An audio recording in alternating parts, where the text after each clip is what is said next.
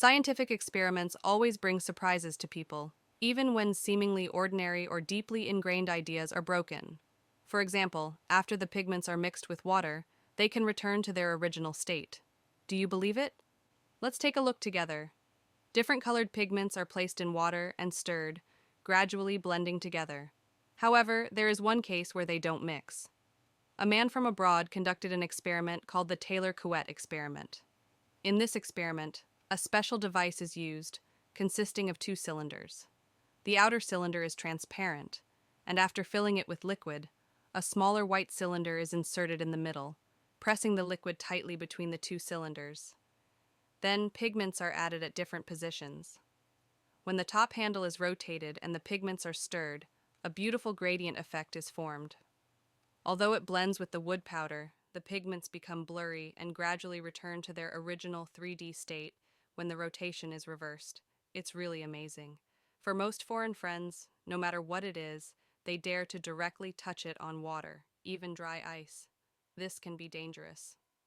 At first, many mischievous kids took baths with dry ice, adding a large amount of it to the water to create a magical feeling.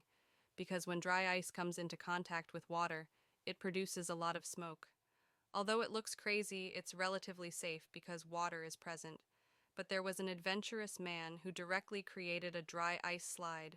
He slid on it wearing clothes, and you can tell from his expression that it was very smooth, but his skin turned red from the freezing temperature of minus 110 degrees Celsius. It's no joke. In China, during the Chinese New Year, every household sets off fireworks and firecrackers to celebrate. But this is not the case in foreign countries.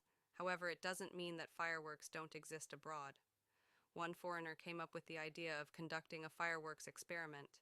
He packed a large number of rockets and arranged them densely together. It is said that there were more than 300 in total.